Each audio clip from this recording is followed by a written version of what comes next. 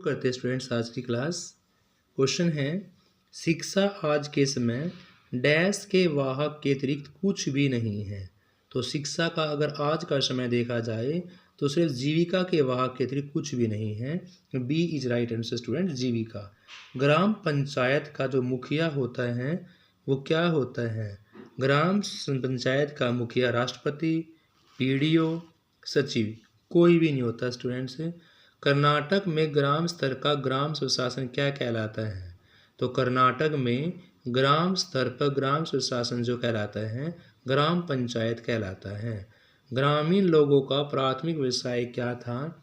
तो कृषि ही ग्रामीण लोगों का प्राथमिक व्यवसाय आता है स्टूडेंट्स। कौन सा ग्राम समुदायों में एक महत्वपूर्ण भूमिका निभाते हैं? तो वो है ग्राम के समुदाय में पड़ोसी, यानी कि is right answer students. Next question है आपका, कृषि उत्पादों के विपणन को कौन से कारक प्रभावित करते हैं? देखो स्टूडेंट्स, परिवहन की कमी भी करती है, भंडारण की कमी भी, साक्षरता की कमी भी। तो डी इज राइट आंसर। 5 वर्ष पहले कितने ग्रामीण लोगों के पास शौचालय थे? तो 5 साल पहले की बात करते सिर्फ 5% लोगों के पास ही शौचालय थे। जजमान शब्द किस मूल शब्द से निकला है? तो जजमान आपका संस्कृत का शब्द है।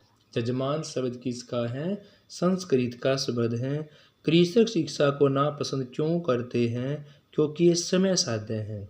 कृषक शिक्षा को नापसंद करते हैं क्योंकि ये समय साध्य है। ए इज राइट आंसर। अस्पृश्यता निषेध अधिनियम किस वर्ष पारित किया गया था? तो यह है 1955 में। अस्पृश्यता निषेध अधिनियम 1955 में पारित किया गया था स्टूडेंट्स। नेक्स्ट क्वेश्चन है, अनुजाति अनुसूचित जाति जनजाति के लिए छठी पंचवर्षीय योजना में कितना व्यय हुआ था? तो 300 करोड़ रुपए। अनुसूचित जाति जनजाति के लिए छठी पंचवर्षीय योजना में 300 करोड़ रुपये व्यय हुए। भारतीय वंचित वर्ग लिंग कहाँ पर है? तो वो आपका नई दिल्ली के अंदर। बालक सबसे पहले किस समुदाय के संपर्क में आता है? सबसे पहले आता है आपके ऑप्शंस के अकॉर्डिंग पड़ोस।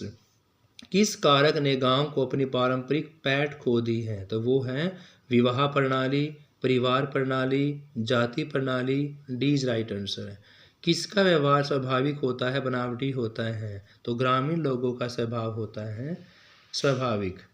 नेक्स्ट है, यह कथन किसने कहा कि भारतीय गांव स्थिर समुदाय नहीं बल्कि जीवंत है? यह कहा चार्ल्स एम ने। ग्राम पंचायत का कार्यकाल स्टूडेंट्स 5 वर्ष का होता है। किन जनगणना में ग्रामों में 540568 आवास गृह थे? तो वे थे 1951 के अंदर। 1951 के अंदर 54056388 आवास गृह थे। ARDC का फुल फॉर्म बताना है तो वो है agriculture refinance development corporation. Agriculture refinance development corporation. B is right answer. Bhoodan आंदोलन विनोबा भावे के द्वारा चलाया गया था और ये 10 मार्च 1950 को विनोबा भावे के द्वारा भूदान आंदोलन चलाया गया 10 मार्च 1950 को। नेक्स्ट है, प्रगति की अवधारणा डैश की संकल्पना के साथ जोड़ी गई। जो प्रगति की अवधारणा है वह जोड़ी गई सामाजिक परिवर्तन के साथ। कौटिल्य के लिए गांव डैश की जनसंख्या वाला एक मानवीय अवस्था है। तो कौटिल्य के लिए 100 से 500। कौटिल्य के लिए गांव 100 से 500 की जनसंख्या वाला एक मानवीय अवस्था है। ग्रामीण जनसंख्या का सामान्य स्वास्थ्य खराब है। मोहनजोदड़ो में कौन सी रचना मिली है जो सबसे महत्वपूर्ण है? तो वो है महान स्नानागार। वेदों की रचना किस भाषा में की गई? तो वेदों की रचना तो संस्कृत भाषा में की गई स्टूडेंट्स। भारत का मुख्य दक्षिण भूमि पूछा हुआ है तो वो आपका 8-6 नॉर्थ अक्षांश। कौन सा एक भूमध्य राज्य ओडिशा, यानी कि कौन सा? तो बिहार है स्टूडेंट्स। इनमें से कौन सा एक भूमध्य राज्य है? वो आपका डी। विधानसभा के अध्यक्ष पूछे हुए हैं तो अध्यक्ष आपके डॉक्टर नरेंद्र प्रसाद जी थे। भारत राज्य को भाषाई आधार पर पुनर्गठित किया गया था 1956 में। किस वर्ष भारत राष्ट्रीय मुद्रा कोष का एक सदस्य बना? तो वो बना 1952 के अंदर।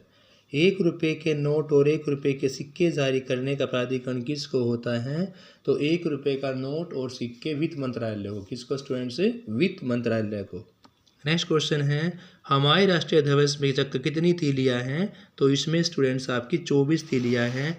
हमारे राष्ट्रीय ध्वज की चौड़ाई लंबाई का अनुपात है 2:3। D is right answer. Bharat में किस आम चुनाव के मतपत्र प्रयोग में लाए गए थे? तो 1962 में। 1818 में किस भाषा में किस देश का प्रथम देशज समाचार पत्र प्रकाशित हुआ था?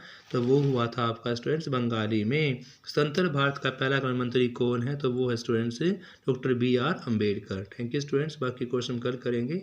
Have a nice